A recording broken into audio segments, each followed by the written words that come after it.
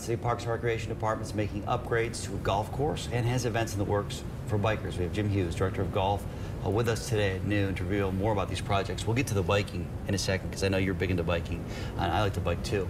But let's start out with golf because I used to be big into golf until I had a family that started growing, right? And then you get challenges. But I used to always golf at Pine Oaks, and I still do when I can. One of the city's 2 public courses. You are making some changes over there, kind of going back to the origins a little bit of the idea of the design of the golf course, right? That's exactly right, Nate. We have been doing this for a while, believe it or not. Joe Avento used to laugh every time he turned around, a sneak bunker would come into play. But we have a heritage committee that has started researching Alex McKay, the golf course architect, that when Pine Oaks was opened in '63, it had a Scottish fervor to it. So in fact, we're trying to look at our long-range planning, tie that heritage of Alex McKay and what we feel is a sustainable, I guess, attribute to Pine Oaks Golf Course as far as our Scottish heritage. And when we add a bunker, a tee, or whatever, we want it to stay in the concept of the design concepts of Donald Ross or Alex McKay, who had worked for him. Okay, so when are these improvements going to be taking place? Are we done well, the winter? We currently have some. I think we're looking back here, this is hole number 6, but if we pan on it a little bit more, we can see some of the improvements to the bunkering at number 13, which has just occurred the last few weeks.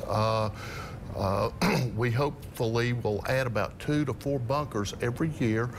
Some will have the stack sod face, of which we were talking about earlier, that accentuate the erosion control that the old Scots used to use. People at home look at some of the pictures right there. So those that maybe don't golf as much on there, you see the bunkers kind of just appear in that picture there. But those that don't maybe golf as much but really want to bike, biking is becoming huge. Obviously the Tweetsy trails here, making some improvements to that.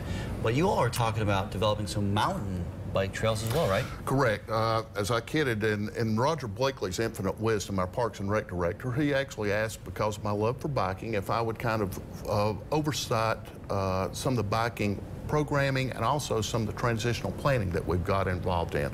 With that, we are proud to announce that through IMBA, the National Bicycling Mountain Biking Association, and SOAR by our local group, that we are building trails at Wingdeer Park. They're going to be more beginner and intermediate, more friendly to a novice type. Jimmy just said sweet over there, by the way, our meteorologist. He's excited about that. More novice, but also, I guess, eventually to move over to Buffalo Mountain as well. It's just kind of the new concept of developing more trails. We have about 20 seconds left, so wrap us up here, Jim. Okay, well, we're hoping to, as I told you earlier, can you imagine here in a few years, what if you leave Tupelo, Honey, not a plug for them, but what if you leave there on a bicycle, ride to the Creeper Trail, get on the Tweetsy Trail, ride to the Tweetsy Trail, get on that thing, cut across to Buffalo Mountain Park by Tipton Haynes, and go all the way to Knoxville via trail connectors. So, you know, we're wanting to have several thousand miles of trails that Johnson City can be the trailhead and spur to. Let's let everyone chew on that, think about that as we head to the commercial break. Appreciate you being here. As always, thank you, Nate. Thanks, Jim.